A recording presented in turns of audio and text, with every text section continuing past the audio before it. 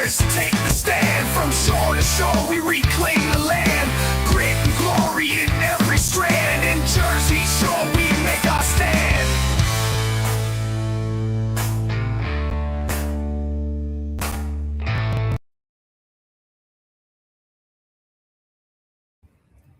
Hello, everyone, and welcome back to the Jersey Shore podcast. So today in a legal... Nope, that's something just popped up. So it says episode 73, by the way. I apologize. It's my fault. It's episode 75, and it shouldn't be FAFO. It's a different title on here today. It's about silence of Democrats and all the corruption. But anyway, that doesn't matter. So welcome back to Jersey Shore podcast. It's SURE because we're always sure. And I'm your host, Damon Galdo, brought to you by the Great America's Pulse Network. So I want to get into the breaking news. So I'm going to play a clip and then talk about it real quick, and then play another clip right after that. So let's roll this first clip. So today an illegal migrant with a long rap should facing a judge for a brutal stabbing on a Charlotte train. And we're learning he was deported twice. Border Czar Tom Homan says it could have all been avoided. These are more than 2 million people who crossed the border under Joe Biden and got away. They weren't fingerprinted. They weren't vetted. They paid more to get away. They didn't just turn themselves in the Border Patrol, get a free airline ticket to a city and get a free hotel room and free medical care. They paid more to get away. And why is that? Because they didn't want to be fingerprinted. They didn't want to be vetted because they're gang members. They're criminal aliens. Fox News legal analyst Greg Jarrett joins us now. Greg, when you look at this rap sheet, I mean, it's just pretty telling. Deported twice, assault with a deadly weapon, attempted first-degree murder, breaking and entering a motor vehicle. I mean, this is not the best when it comes to an immigrant story of someone wanting to contribute to society, right? So there we go again. Another illegal immigrant that was deported twice. Came back again and stabbed another person on the train in Charlotte, North Carolina. We know about Rita Rutska that was just stabbed, I believe, not the same train, but same place. And that wasn't an immigrant. That was just somebody that was crazy and should have been in jail anyway. This guy shouldn't have been in our country. He should have been in jail if he was in our country, but he shouldn't have been in our country, period. And it's another reason why we need to remove the criminal illegal immigrants first and get back to America First policies, because you have people getting stabbed that are American citizens by people that shouldn't be here to begin with.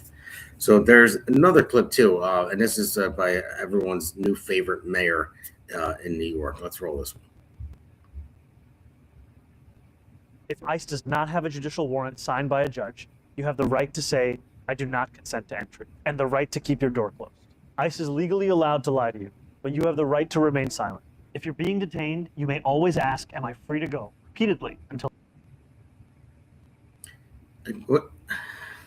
Again, what is that? Why are we so against law enforcement? Why are these new elected officials saying what you can do against law enforcement, how you can act against law enforcement? No, what it should be is you comply with the laws of your city, your state, and your country.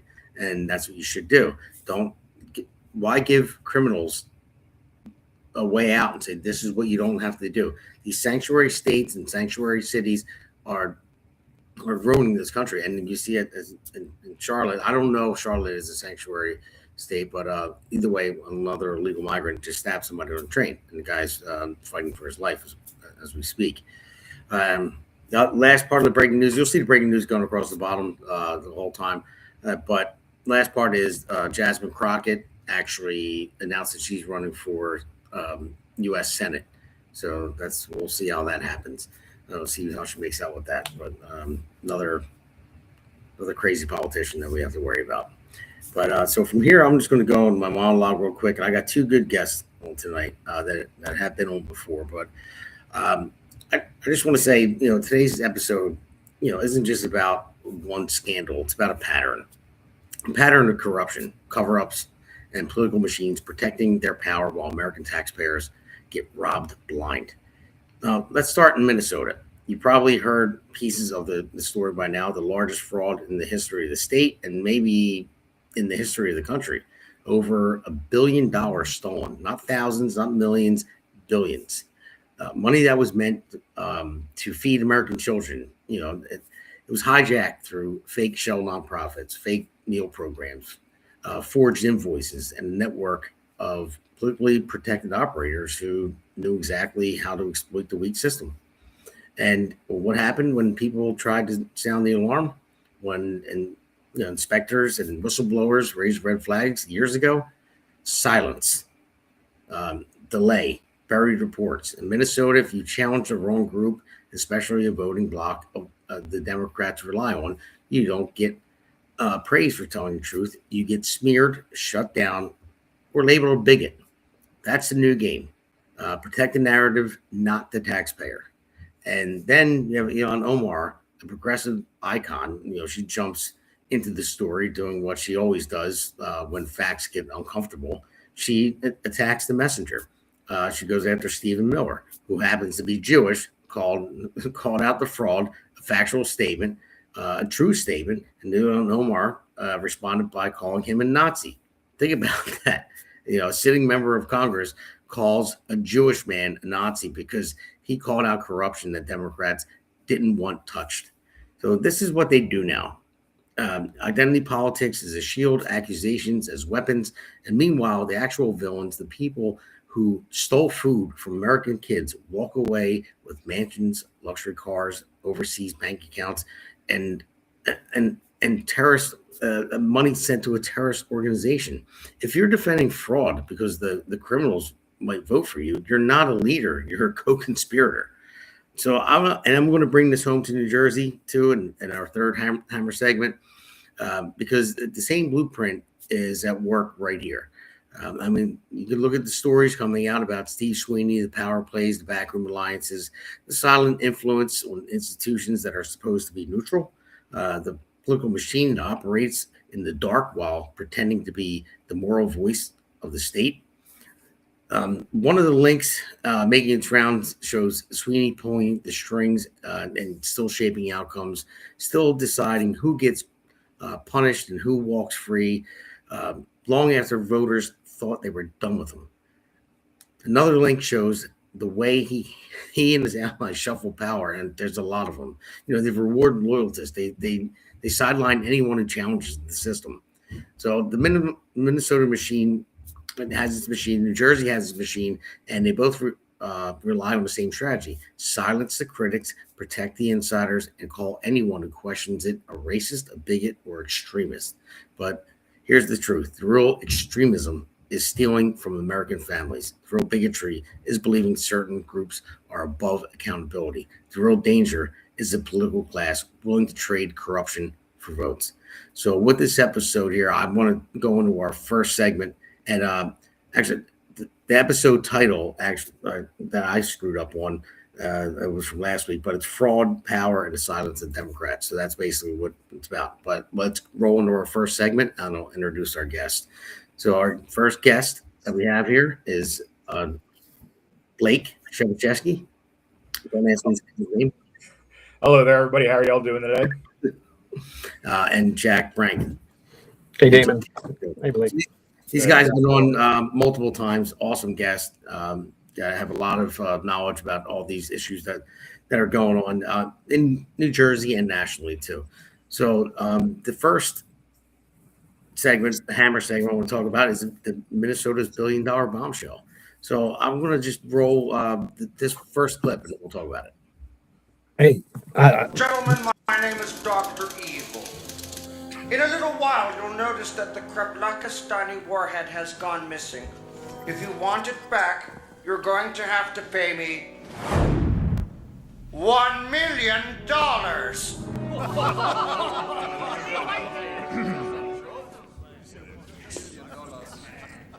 Sorry. $100 billion. Gentlemen, silence. Now, Mr. Evil. Dr. Evil. I didn't spend 6 years in evil medical school to be called Mr. Thank you very much. It is the policy of the United Nations not to negotiate with terrorists. Really? So long. So I figured I'd throw that in there just to make light of some of the situation, make it a little funny. $1 billion. So go I'll ahead, be Billy. honest with you. I'll be honest with you. If it was today, our Senate and our congressmen would do it in a heartbeat. Like, get the money printer out. Let's go. I think, this country needs to come to grips with the fact that the Democratic Party is a criminal organization. I mean, they have undertaken a complete assault on our country. The worst of which were all these immigrants that have come in that has destroyed, it has ruined our economy. At the moment, Trump is trying to fix things, but it has flooded, pushed real estate prices up. As we know, right here in New Jersey, we're over $7 billion in costs just on the immigrants.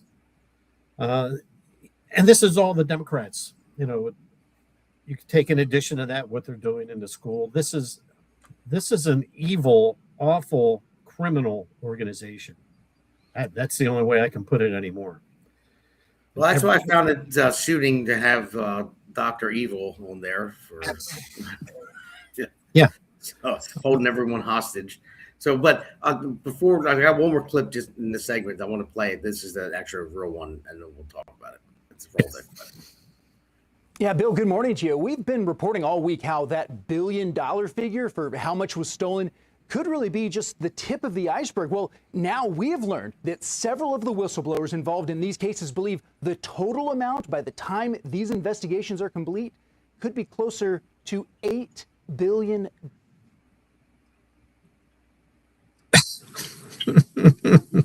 So $8 billion, Blake. What do you think? You know what makes me mad? I'll tell you what makes me mad.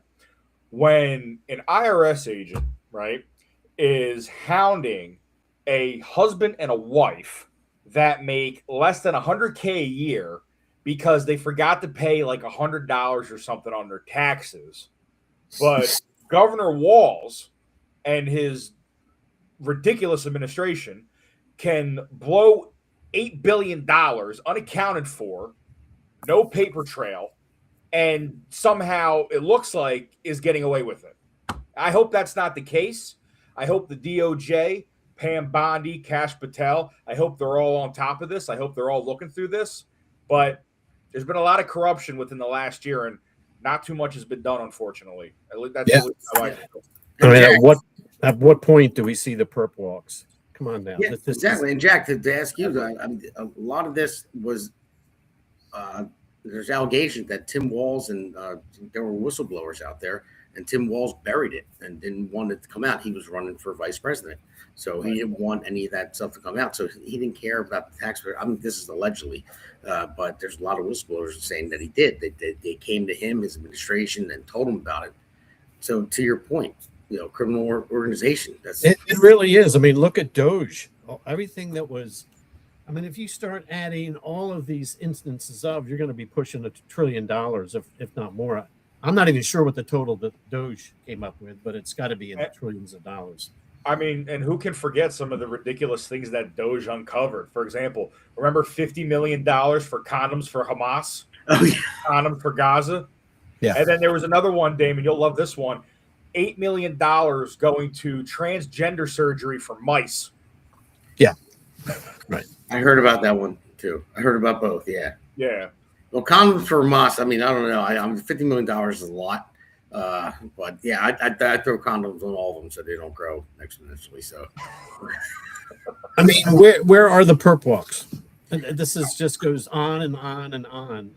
And that's the thing. There are never any perp walks. Never. Yeah. It's brought out there. They have congressional hearings on it. They have all this stuff. And then you see it's a shit show, circus show in congressional hearings. And you hear all these congressmen and going back and forth. And I mean, it's entertaining because they rip into different people, but nothing happens. Right. And to Blake's point, the IRS, they will send dunning letters to parents, put liens on their houses, garnish wages, and make their lives a hell. And you have all this garbage. This is just bullshit going on. No, it's it just absolutely unbelievable. is. I mean, Yeah, Pam Bondi's in a tough position. She's got probably not enough lawyers working. And the other thing is things like the sanctuary states. I mean, there are lives being lost. There are murders occurring. There are rapes occurring. There's human trafficking, and this was all put in hyperdrive by the Democrats. And what's the number of missing children that have come in? Was it like 30,000? 300,000. 300,000. I think the Trump administration have found like 60,000 so far. This is unbelievable. This is criminal.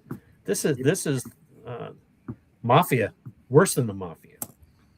You know what? And Blake, I had an interview with Sammy the Bull Gravano, of all people, from John Gotti. Yeah. So everyone knows who he is. And then he called in the radio show too. So he's going to be going on the podcast again. Now, when I was talking to him, you know what he said to me? He said, we were Boy Scouts compared to the Democrats. And that's something, that's something coming from Sammy the Bull Gravano and the mob. That is insane. Like when you hear somebody as high profiled as him, who has probably seen it all and some extra, and he's saying they're Boy Scouts compared to the Democrats, I mean, it's ridiculous. Yeah. It kind of scares you a little bit too, doesn't it? No, yeah, exactly. It does. Because what they were capable of, and what are Democrats capable of right now? Exactly. They were capable of sleeping with the fishes. Who knows what we'd be sleeping with the Democrats? Yeah, exactly. Yeah. So things in New Jersey. Every nightmare that we've ever had. I'm kind of losing your audio a little bit, Jack. I don't know if it's me or. Okay, let me bring it up. There you go. You're back. All right. Yeah, I was just saying that in New Jersey, things are going to be looking dim. As bad as things are nationally, they're going to be a microcosm because we have Democrats have a super majority. You can get into that, Yeah, Jack, I can hear what you're saying. I'm sorry, technical difficulty. You're still going in and out a little low. Blake, can you hear it too, or is it? Yeah, I hear it too. It's like in and out. Let me try a little different device. Now he's breaking out the big guns. Yeah. But anyway, we got another segment that's coming up. So why don't we take a real quick break and we'll go on to the next segment.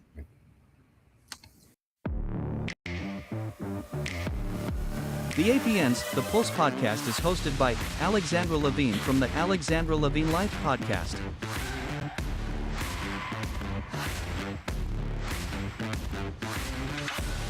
And Damon Galdo from the Jersey Shore Podcast.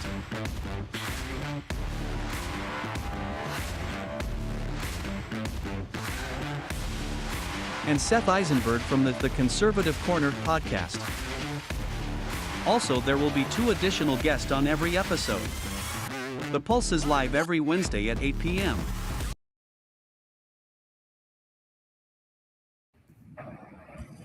Hello, everybody. Welcome back to Hammer segment number 2. And it says, the reason I labeled it, don't ask Nazi. It has nothing to do with Nazis. It's ridiculous. I just labeled that for a reason, and I'll tell you why. Let's play his first clip. I mean, when I think about Stephen Miller and his white supremacist rhetoric, it reminds me of the way the Nazis described Jewish people in Germany.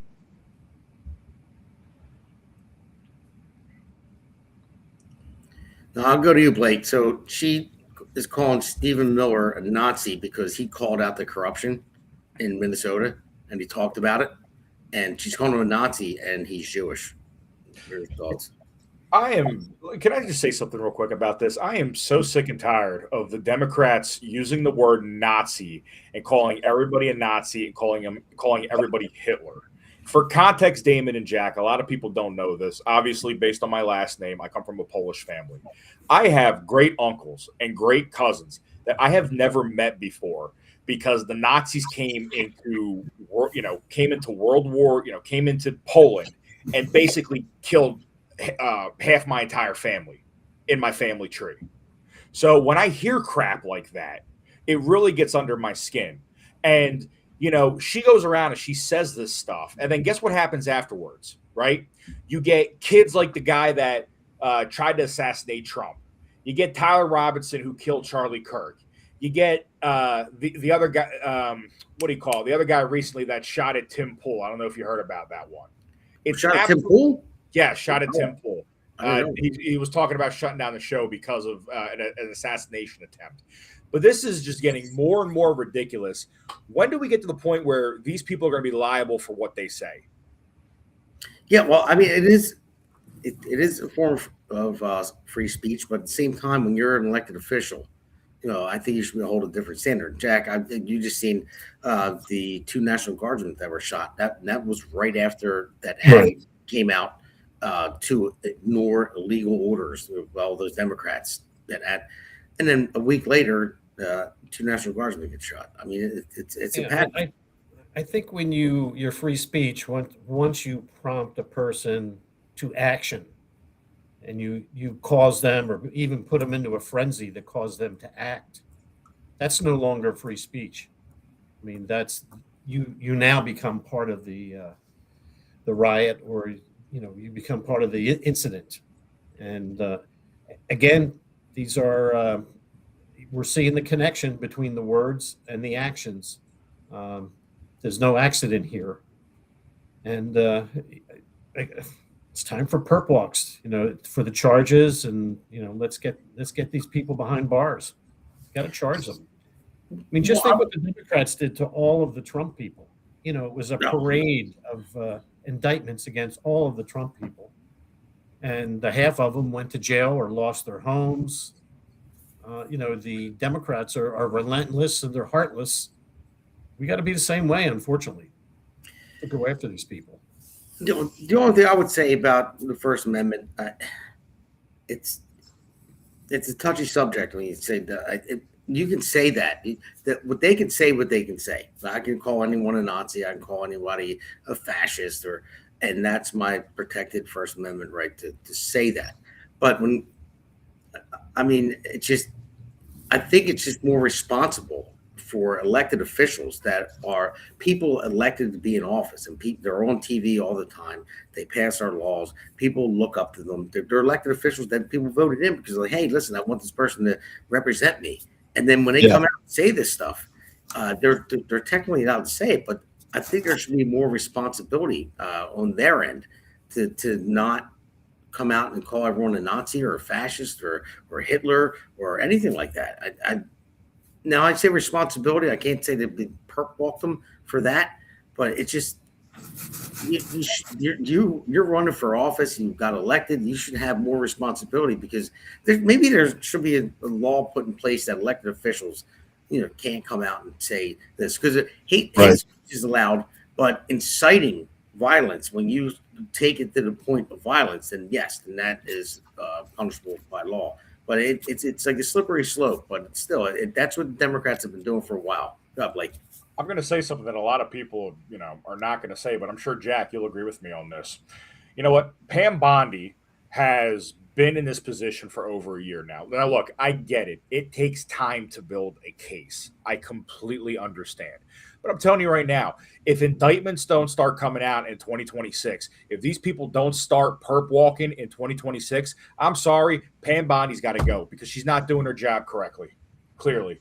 And there's already been multiple rumors about Kash Patel constantly fighting with her behind the scenes.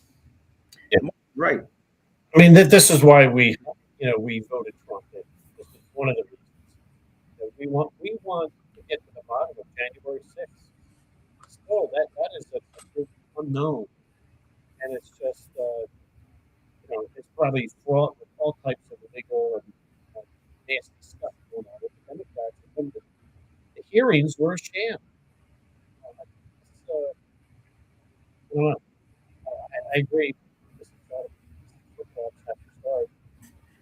Yeah, Jack, your audio is kind of going out again too. But our great producer, he just said, "Well, will our government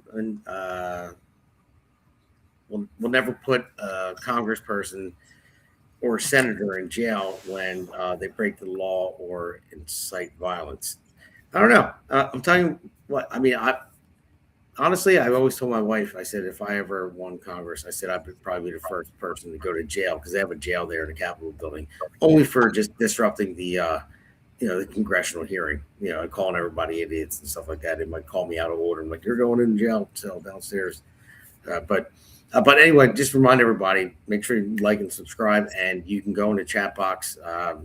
If you're on YouTube, I know that's been kind of iffy with the chat box, but X works pretty good. So if you guys want to ask a question or add anything, you're more than welcome to. We invite it. We would like it.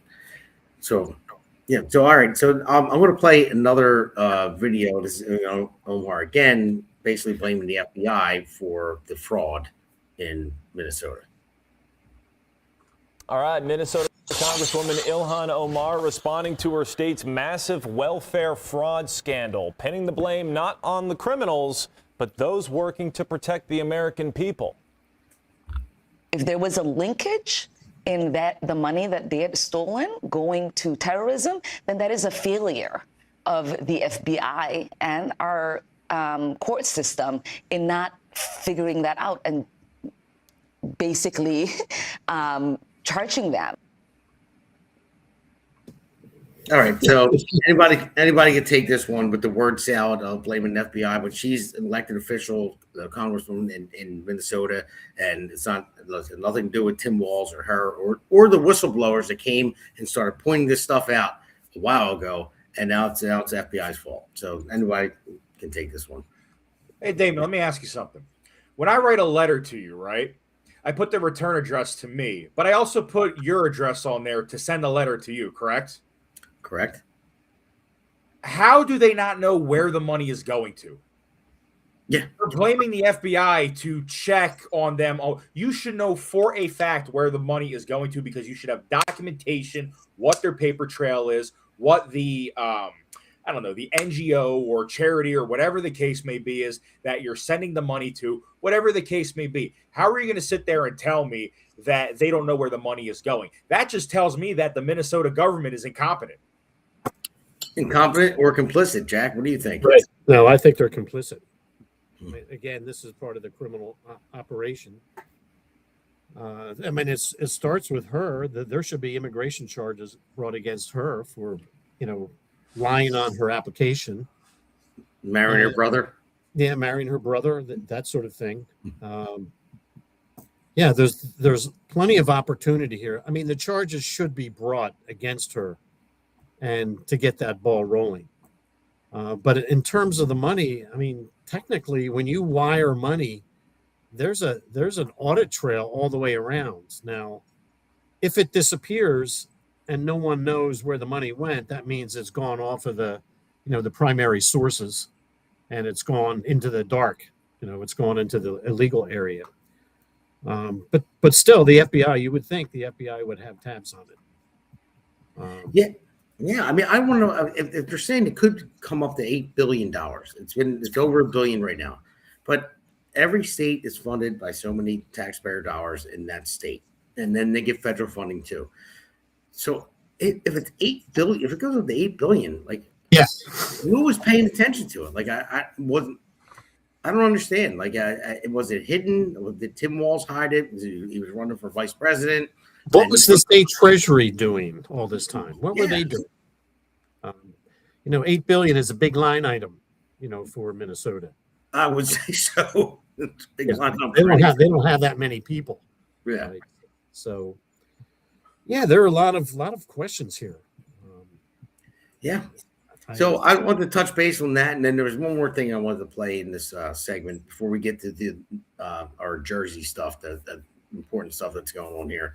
It was Hegseth and the war crimes with the, with the drones and on the narco boats and all that stuff. How the Democrats, it kills me that they just keep focusing on whatever the possible thing.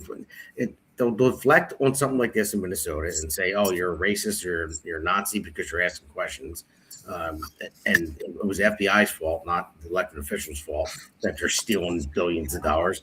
And then when we defend our own country by stopping fentanyl that's coming in our country that killing 100,000 people a year, and they strike a boat twice.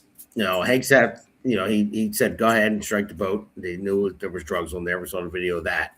Well, I had other clips too, but I don't want to put on our producer, to show with Tom Cotton talking about that he saw it and everything else. But it's basically the clip shows, well, not the clip doesn't show this, but what is shown, if you look it up, they hit the boat. It kind of like destroyed the back of it. There was 2 survivors, and they were climbing back on the boat and looked like they were maybe trying to call another boat in to save the drugs and still go. So they hit it again. And it wasn't Hegseth that said hit it again. He just said destroy the boat, and that was it. So let's just play this clip with Hegseth. From what I understood then and what I understand now, I fully support that strike. In this particular case, it was well within the authorities of Admiral Bradley, who's an incredible American, an American hero. Admiral Bradley briefed and showed video of the second strike to lawmakers this week behind closed doors. What I saw in that room was one of the most troubling things I've seen in my time in public service. I didn't see anything disturbing about it. International law says enemy combatants can only be killed if they pose an immediate threat. If it is found that survivors were actually killed while clinging onto that boat, should Secretary Hegseth, Admiral Bradley, or others be punished? I think you're going to find that this is war, that these people were killing our people by the millions, actually. Democrats are pressing for the full video to be released for the public to judge. Under the laws and the Constitution, we cannot just strike people with our military. This is either violations of law of war or it's murder. The president tells me he's still in favor of releasing the full video. The White House says it is still working with the Pentagon on that. All right, I'm going to go to you with this one, Jack, because this really pisses me off. Obama, he droned so many people. He killed an American citizen in the drone strike. Yeah. Then you have Biden, after the disastrous pull from Afghanistan, then he goes and he drones. It was a UN, what do you ever call it, convoy, right, by accident, killing kids too, because he wanted to make up for it. Was that national news where they're trying to call for war crimes for any of that? No, even though they screwed up and they did all this stuff, but we're actually bombing narco boats that are bringing fentanyl. It's killing our children, and the Democrats still have this. It just, I'll let you go, Jack, because I'm. Yeah, first of all, there is legal justification for what Trump is doing. Everything he does, there's legal backing. Now, I don't know exactly what it is. The one congressman said, or senator said, we're either at declaration of war or murder. No, well, there's things in between that we can protect ourselves, against an attack. And I think whatever that legal language is what justifies taking these boats out. Now, in my mind, if there is legal justification for what he's doing, and I'm certain that there's legal justification for the first strike, and that same justification applies to the second strike. And to me, that this is, like Trump is saying, this is a war that's been going on. They've killed more Americans with these drugs than all the deaths in World War II. Let's get serious here. So I'm not losing any sleep over this. I think this is a diversionary tactic again by the Democrats, just to make a lot of noise, much ado about nothing. I don't think there's any issue, personally, moral or legal. What are your thoughts, Blake? Because I think it's legal and I don't care. Just don't bring drugs in this country. It's an invasion. That's what it boils down to. You have a foreign boat coming from a foreign country entering the U.S. Without any permission whatsoever, bypassing the borders with dangerous narcotics on it. It's an invasion. 100%. And I'm sure, like Jack said, there is some sort of legal justification there for the reason why he was able to bomb those boats. Let's say hi, Mom. Mom. Hi, Mom. She's trying to be Yeah, quiet. and I would think whatever the legal justification is for strike one, strike two, you have there's still enemy combatants poisoning our citizens. And didn't he also, correct me if I'm wrong, Jack, didn't they also put Venezuela on the terrorist list? Or am I making this up? He put them on some sort of list. I know that. The narco terrorists, the drug Right, lords. okay. So I believe that's what they did. Yeah. So, Yeah. but I don't know. This is not going to go anywhere. Again, this just feels like a bunch of noise by the Democrats, frankly. Yeah, it's basically smoke and mirrors. That's And what bothers me the most, the Democrats are the best at the game with this. It's smoke and mirrors. They know they have the media, and the media will run with all this stuff, and it doesn't matter what it is. It could be something that, like I said earlier, Obama droned people, Biden droned, UN convoy, and by accident, but none of that comes up. But Trump bombs a narco boat. Well, not Trump, whatever. He gives the order to it, and Hegseth does, and then the boat is still floating, and the drugs are still on board. And then they send the general, whatever he was, says nope, and then again because it's still operational, and another boat can come get those drugs and keep on going. But they blow that up because Democrats have control of the media, but they're so fake. It really is. I just can't get over it now. I don't think Hegseth has just blown up fishing boats. No, yeah, I think they have justification. They know who these people are. They know what's on board. And, these are drug traffickers. Now, this past Sunday, I was watching CBS Sunday Morning, and they did a piece on it, on the Hegseth thing, except their angle was they interviewed the fishermen, the fishing industry in Colombia, because these guys are scared. They're now afraid to go out in the, out in the ocean fishing because they think Hegseth is going to blow them up. Right? So the message here is, again, it's also the bad guy blowing up tuna fishermen, out of the Atlantic Ocean. Yeah, I know. Blake, it's like they pick all these different things. Like you have the Maryland dad, number one. Yeah. Oh my God, the Maryland dad. And they pick the wrong issues every time, but they still they drag it out through the media to where people look at it and they believe it. So you got the Maryland dad. You got this. I mean, there's so many things out there that we can't close the border. Congress needs to do it. No, you need an executive order from the president. I mean, there's so many things they lie about. These here's what I want to do. Do these fishermen not realize that there's probably some sort of line within international waters, in this case, the Gulf of Mexico, that when these people cross that line is when the U.S. starts dropping bombs? It's not like you're going to go 50 miles outshore to go fish tuna or whatever you fish down there, and you're going to get bombed, especially when you're near Colombia or Mexico. Like, that's considered, I don't know if it's considered their waters, but at some point, there's that cutoff. You know what I'm saying? Yeah. Right. So unless they're going into the smack dab middle of the Gulf, it's ridiculous. Yeah, it is. But the message though on Sunday morning, and a lot of people watch it. This is the Democrats are very good at messaging now. All along here, I think these networks are complicit in the lies.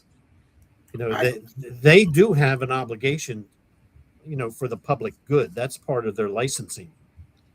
And I don't think they're living up to it, because they're telling a lot of half truths, and a half truth is still a whole lie. There's no doubt about it. I mean, these are the whole communication area is another area with these networks. They're getting away with murder, I think. Well, and it never used to be this way. I mean, that's why I started Jersey Shore SURE to get the news out there. But all right, guys, we got a bigger segment coming up. We want to talk about New Jersey news. There's a lot going on here. So we're going to take a quick break and we'll go into that. Welcome to America's Pulse Network. This is APN's very own White House correspondent, Alexandra Levine. This is so amazing and miraculous. We've never had a president in the history of our nation doing this. And we hope to God that he continues doing this forever and ever. Thank you. God bless you, everybody. And God bless President Trump. And God bless you. Hello, everyone. Hello, everyone. This is Alexandra Levine with the America's Pulse Network. I am the White House correspondent right here in the heart of D.C. as President Trump is celebrating 250 years of America and the military. Subscribe and follow America's Pulse Network on the above social medias.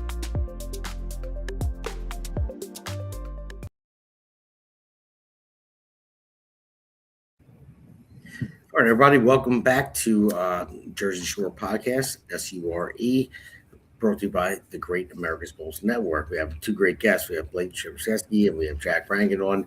And this one, we're going to go into New Jersey's quiet corruption. We're going to talk about that. There's a lot going on. So we have Steve Sweeney, who was the state Senate leader for a long time. He was unseated by Ed Durr recently, but he's a big Norcross guy, good friends. And then I just want to bring something up real quick. Let's get the first slide here. So he's going to become the Gloucester County administrator. Now, basically, he was unseated, and then he ran for governor recently. He lost the primary, and now he is going to getting paid close to $300,000 a year to be the Gloucester County administrator. $300,000 a year. Now, this guy, he already has a pension from the Iron Workers Union, and I'm a union guy too. But I'm looking forward to my pension, but I'm only one. And then he has another one for being state senator for a while, and now he's going to get another one after this. So let's just pull up the next slide real quick. Now, this is a Facebook post by Courtney Ann. She put this up there, so I'll leave it up for a second so you guys can read it or pause it. It basically says what I was saying, and then we'll just one more slide. This one just to air it all out there. So do you guys see? I know it's a little blurry if you're looking at it, but you can blow it up on your phone. But it basically says, how much everyone got kickbacks and for running political campaigns, and I mean, none of it makes any sense. Why this is NJ Elect? Is that what this is? Well, this one is from the Facebook post, but yeah, this is from NJ Elect. It just shows you how much money everyone got. That it's all Democrats. Like they were for campaign consultants. They weren't even campaign consultants on. There's a ton of people on there. It's unbelievable how much money that is wasted, and this is all money from DNC and from anyone that donates. It's the machine, the Norcross Sweeney machine.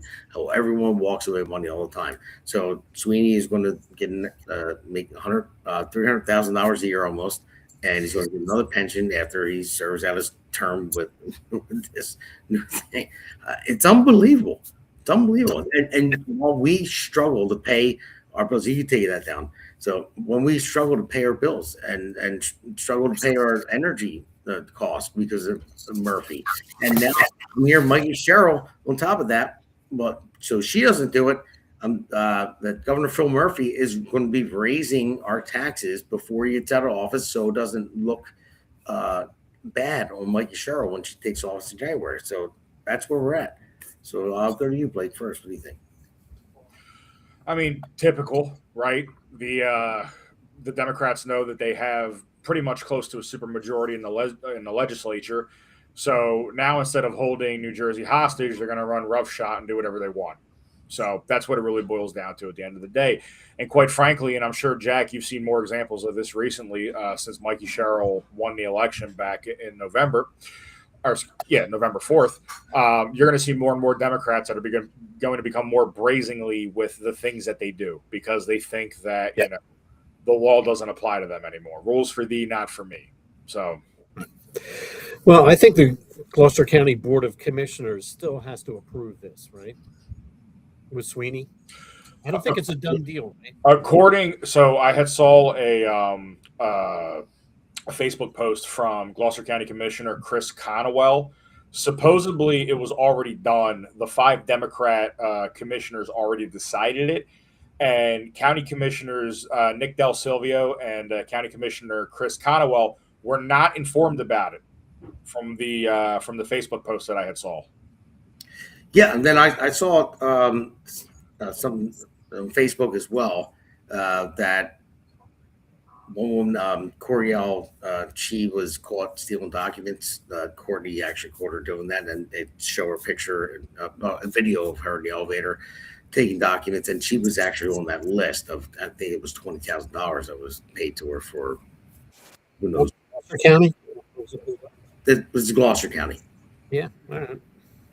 So, yeah, so if those commissioners approve it, well, that'll just close the loop on total corruption.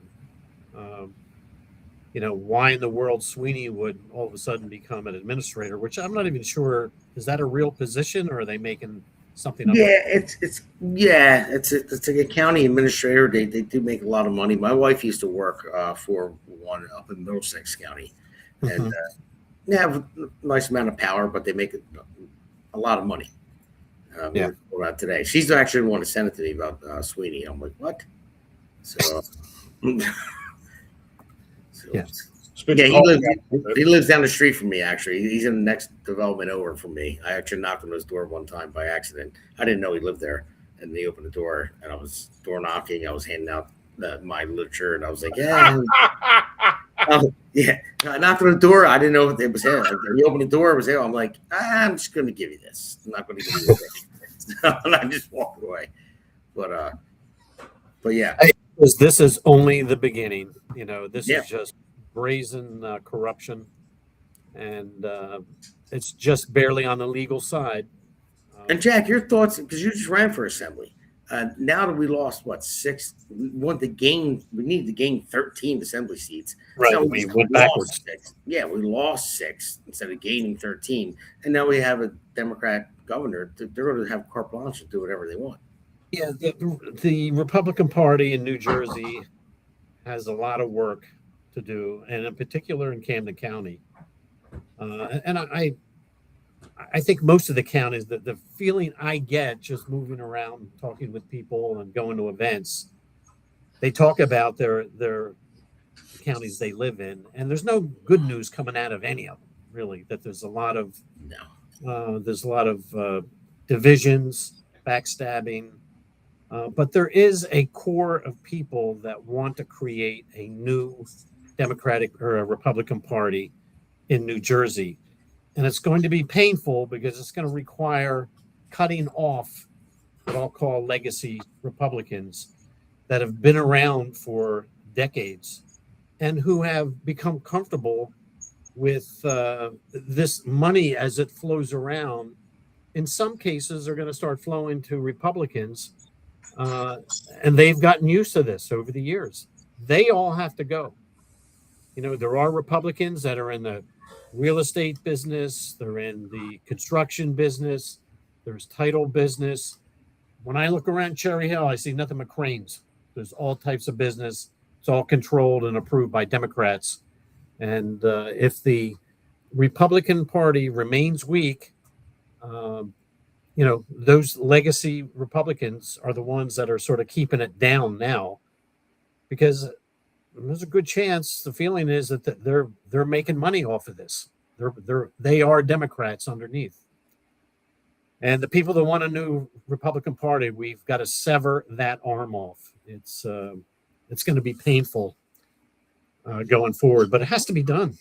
I'm with you there. And just for the record, I am in construction, but I don't get contracts. I work for a company. So just want to let everybody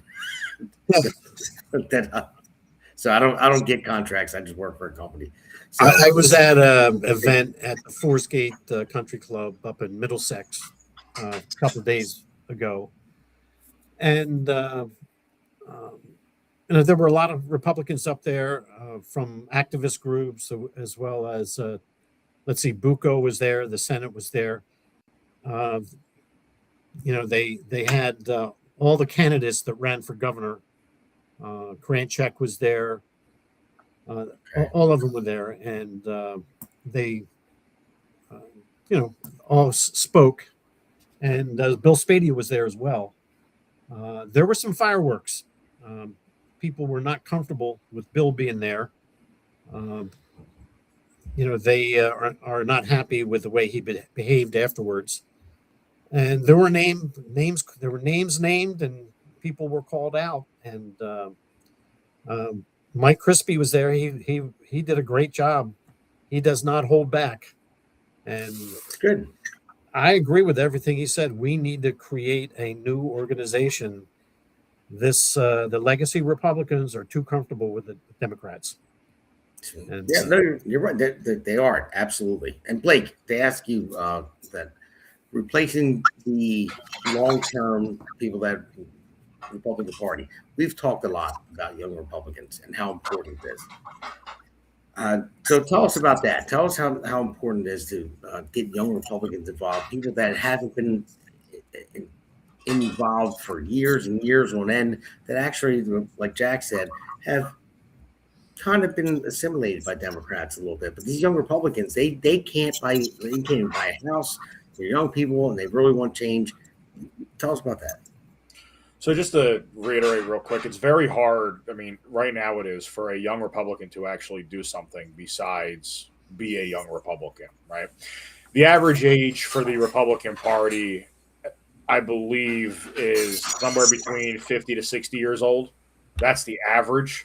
Okay. I mean, when we talk about young Republicans, I mean, they stretch the term young very far. We're talking 18 to 39 years old. Yeah. That is what's considered a young Republican. Anytime a young Republican tries to raise their voice up and talk about any issues, from what I've seen, now there are a lot of people that will listen, but a lot of the people that do listen aren't really the ones, playing, in charge or playing the game or whatever the case may be, or have any power whatsoever. But it's nice to have ears that you can listen to. The biggest issue with young Republicans is that, Republicans will get their butts kicked in an election.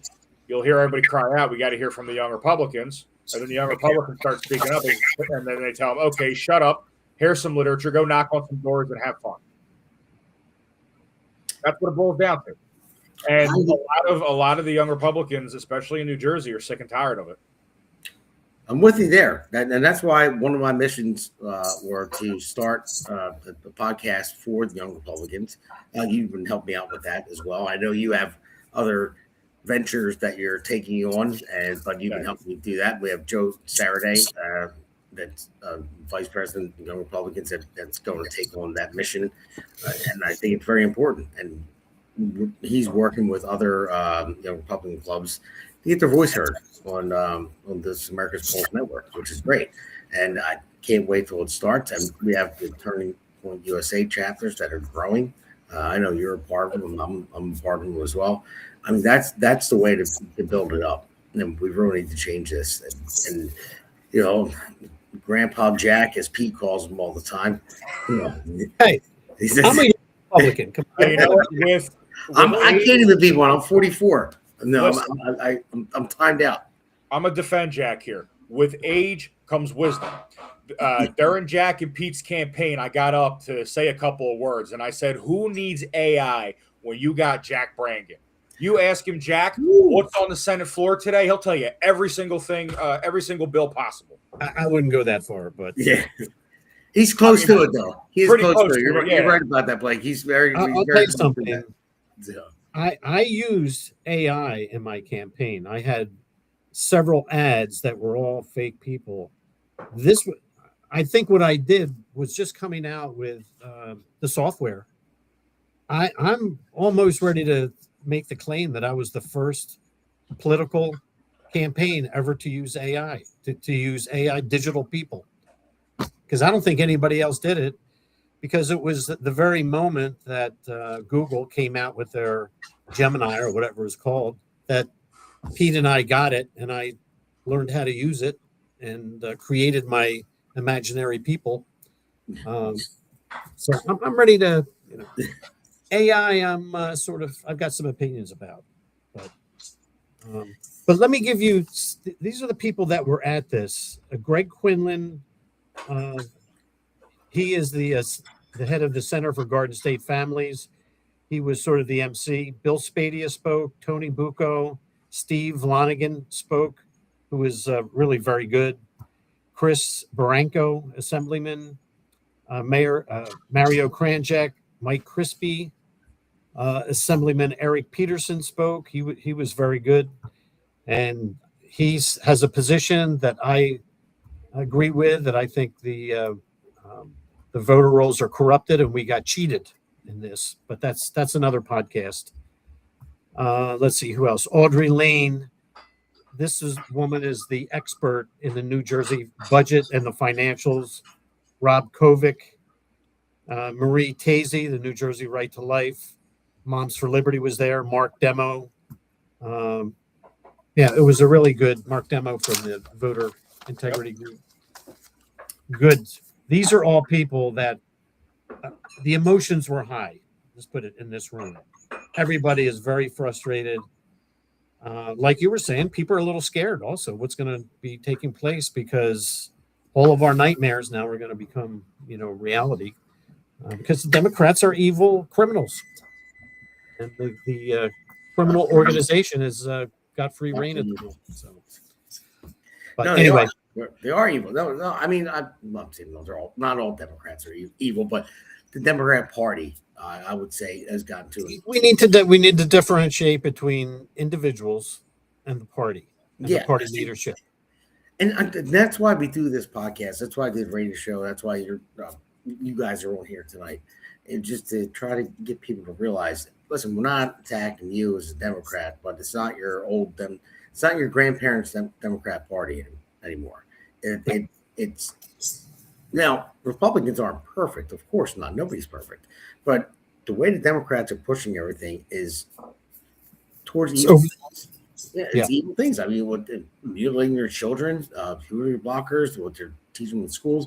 I mean, just that alone, I could stop right there without even going any further. That's like number one. That should just say, "Whoa, wait a minute." So I don't even have to go any further to what they with the open borders and all that stuff that ruined our country. But there's so many things that they stood for that are detrimental to this country. Damon, we should do a podcast, and the subject is what happened, why did we lose? Because every indicator was this was the year that we were to take over, and we lost. And there's things that happened that made it happen, that we lost. And this could be a good podcast, that we do some night, have 2 or 3 people on and throw around the ideas, because we have to know why we lost before we can figure out how to move forward. Jack and I, we went a little bit. I don't want to say we went back and forth. It really wasn't an argument, but I think we both agreed that as far as that topic is concerned, Jack, there were multiple issues heading into that election. On top of the bomb threats, the food stamps was a big one. I know that for a fact because in my town of Belmar, we had a lot of people come out of the Section 8 housing that couldn't speak a lick of English. Who knows if they're even eligible to vote? That's a whole different story for another day. Absolutely. But the Democrats, for lack of a better term, basically starved their voter base for them to turn out.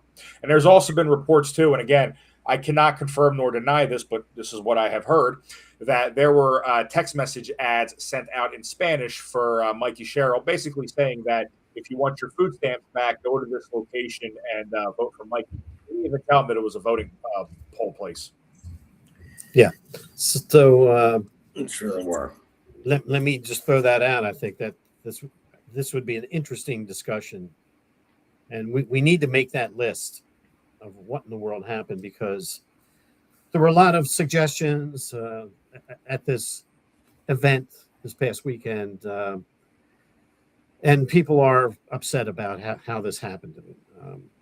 And it ran the gamut, but there was one common thread was there's something wrong with our voter rolls, and something needs to be done about that, because there are illegals on there, no doubt about it, and the Democrats are fighting tooth and nail to keep those voter rolls under wraps, and it ain't because there's dead people on there, right? So no, you're right.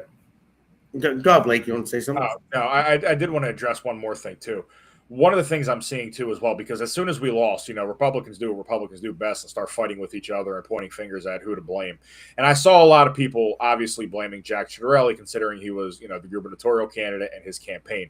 Look, I'm going to have to disagree with a lot of people.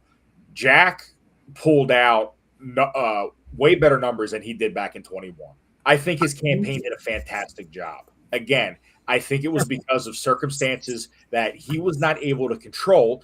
And you can tell that it was circumstances that he was not able to control, because how did Democrats not only sweep New Jersey, but also sweep Virginia, also sweep New York, also sweep the Supreme Court judge elections over in PA? How are they able to do all that? There's only one common denominator, which is the national level. What happened on the national level? That's why I say what I said earlier about the food stamps. Yeah, sure. There was a government shutdown, and it was the scare calling the Republican shutdown, but it was all a lie. That goes back to mainstream media. They're the ones that peddled it. And people that sit at home and that are low propensity voters, and they don't come out to vote usually. They watch TV. They're like the food stamps. They watch CNN, MSNBC, or whatever it's called, MSN Now, or whatever else it's called, and all those different channels, ABC, NBC, and they talk about it and call it a Republican shutdown. And no one, nothing against them to do their due diligence, but they don't look it up. Like, oh, well, it was 53 Republicans that are all voting to open the government back up. There's 7 Democrats that really need to vote to open back up, but no one's going to look at that. They're going to look at the media, and they're going to say, "Oh no, it's a Republican shutdown. I'm going to go out and vote. I need my food stamps. I need this." So it was a good move, I would say, by the Democrats, because they're not stupid. They're smart.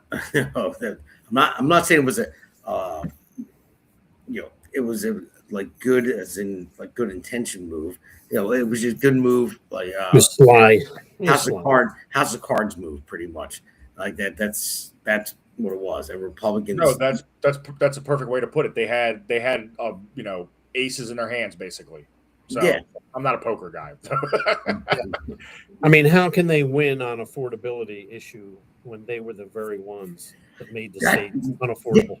Yeah, well, that's why I'm going to say it again. We're going to go into the very last short segment, which is the winner of the Patriot and the loser award of the week in a moment. But that's why I say all the time that's my biggest gripe with media, and media is more powerful than politics and politicians. It's we have the gas tax slide. We didn't bring that up. Oh, I'm sorry. Just got reminded of this. This is something I forgot about. This. I'm sorry. We got into talking about New Jersey too much. But so basically, all right. I'm going to go into this. This was Steve Sweeney, and I forgot about this. Thank you, our great producer. His name is Damon as well. So don't be confused. He reminded me about this. I wanted to play this slide and put the slide up, and this is where it was pre-2016. Now, New Jersey had gas tax, and it was $14.50 per gallon, which is crazy. And then 2016, basically he raised it 23 cents per gallon. So Sweeney's gas tax was 23 cents per gallon with no end in sight. So basically it was an open-ended law or bill that they passed that what they were going to do is they're going to pass this bill and they're going to raise the gas tax to fill whatever needs, any deficit that they need. So it doesn't matter. So if they're spending money on welfare, on whatever it may be, money that people don't agree on HUD loans or whatever it is, any deficit there is, they're going to use that to just keep hiking up the gas tax. So right now, as we are, it is 40. Boy, somebody should do an audit on that. Where did all that money go? Yeah. So right now it's 44.9 cents per gallon. That's what our gas tax is. So it took us from the second lowest state to one of the highest states in gas tax. And now in January 2026, we're going to go up to 49.10%. 0.10 cents, I would say. So that's insane. So we're going to pay almost 50 cents per gallon tax on our gas. So as Trump brings the price down, they're just going to keep pumping it up. Yeah. So it'll be at $3 forever. Yeah. Even though it's lower. Blake, what did you say it was in like or it was the Midwest. It was $1.98, I think. The other Damon, So he said it. Yeah, that's right. That's what it was. So it's Where was insane. this? $1.98? I think it was in this in the Midwest, Utah. He just texted Midwest states. So. We were, by the way, before COVID hit back in 2019, we were at $1.92 a gallon. Yeah, so we get ridiculously low at one point. But yeah, they just keep raising the gas tax. And you know what really is scary about this too? The more he brings it down, the more they're going to bring it up, right? God forbid a Democratic president gets in there, right? I mean, we're going to be at like what, $5-6 a gallon of gas because they're not going to lower the gas. And tax. we have all the refineries are here. We have tons of refineries in New Jersey, so it doesn't have to travel far. It's unbelievable, and it's another way to get raked, just like our energy bills and everything else that they screw up with the windmills and everything else. So it just drives me nuts. You guys know as I do.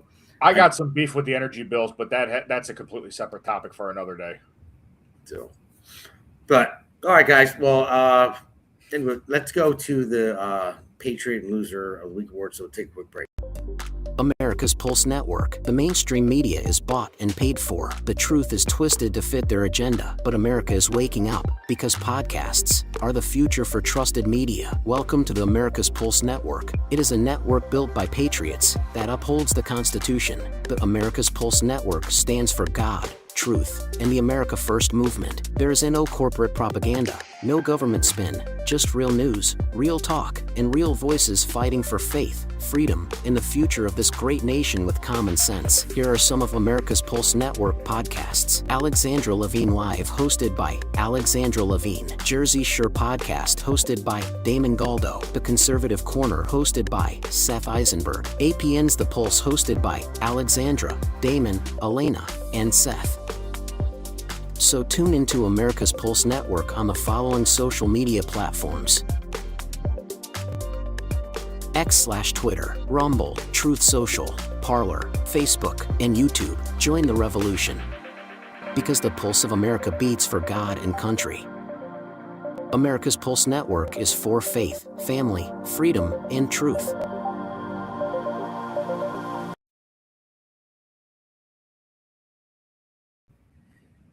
All right, other Damon, by the way, I love that background. I love that this season's greetings. Thank you very much for that. Well, appreciate it. I think I need to send you an image of the American Christmas flag during the Christmas season. Send me. Yeah, real quick. What's your website? We'll do it now. What your Christmas? It's AmericanChristmasProducts.com. Okay. AmericanChristmasProducts.com. All right, so we're just going to go into the Patriot of the Week, who is the new FBI director. So let's roll into that.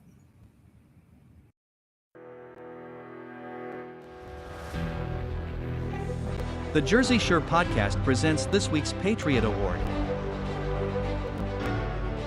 Kash Patel.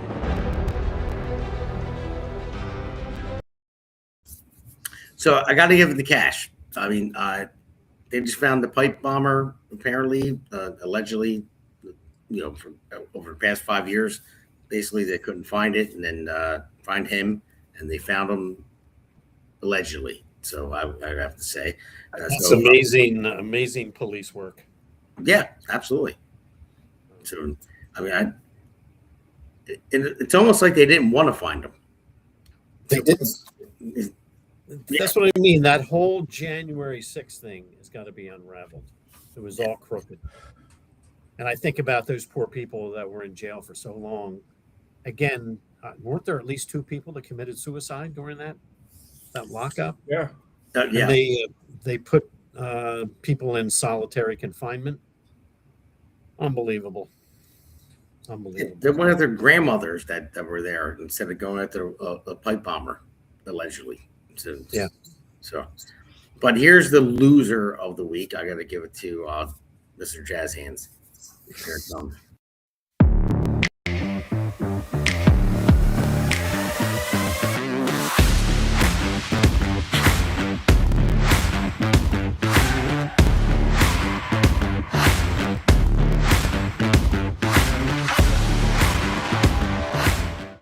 Losers! Losers! Losers! Losers! Losers! Loser Tim Waltz. Ah, shut.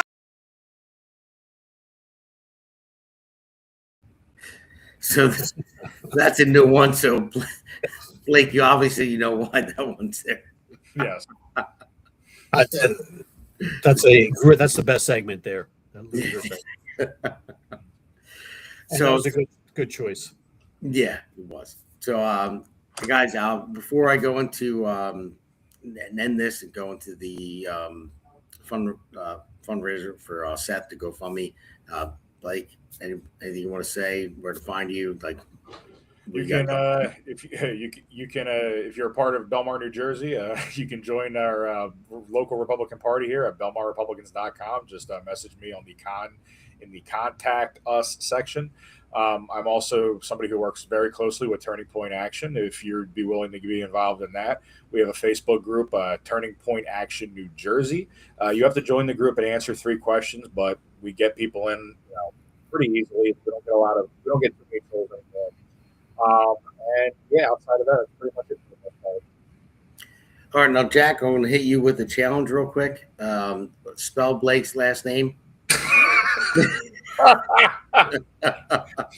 It's not. It can't be done in the English alphabet. Actually, Damon, if you don't mind, there is one more thing I would like to promote real quick. On Friday, December 12th, since we were talking about Young Republicans, a bunch of Young Republican organizations, such as the Mercer County Young Republicans, the Middlesex County Young Republicans, the New Jersey State Young Republicans, and the Burlington County Young Republicans, are getting together with our friend Dave Tagliaferro to host a Christmas party on Friday, December 12th from 6 p.m. to 10:30 p.m. It's going to be at the Clearbrook Cultural Center, Ardmore Road in Monroe Township in Middlesex County. Not Monroe Township in Gloucester County, but in Middlesex County. General admission is $47 per ticket. YR admission, ages 18 to 39, is $30, and Teen Republicans 13 to 17 is $15. All right, Jack, have at it. Yeah, I would just say the Christmas season is here. If you're looking for the only vendor that has Christmas products with a touch of patriotism, go to AmericanChristmasProducts.com. I've got a new product coming in, so we're ready to go with your orders. Can I get a red, white, and blue Christmas tree? I've been sending them out. It's amazing, all over the country. Just no order is huge, but little orders just all over. A lot of fun. So, all right, awesome. And then, so everyone knows where to find me, but let's go into the GoFundMe for Seth, and everyone knows what this is about.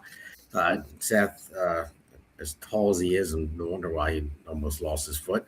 So if my producer can put it up there to GoFundMe, Seth Eisenberg, goes. It's under Jonah Eisenberg. Hospitals are piling up for him. I know what that's like, and so anything $5, $10, $20, whatever you can do for Seth and help him out. He's old and he's almost footless. We call him the Pirate because he's going to have a peg leg soon. And he doesn't mind that I say this about him because we joke back and forth. But his hospitals are piling up. So there it is. There's the QR code. There's GoFundMe. And other than that, everything else is going to play out here. And you know where to find me. You know where to find all the other podcasters. Alexander Levine Live, Seth Eisenberg, and the Pulse on Wednesday. So you're going to see it all right now. Guys, thank you very much for coming on tonight. I really appreciate it. It's always a pleasure having you guys on. My pleasure. So, all right, signing off. Okay. Take care, everyone.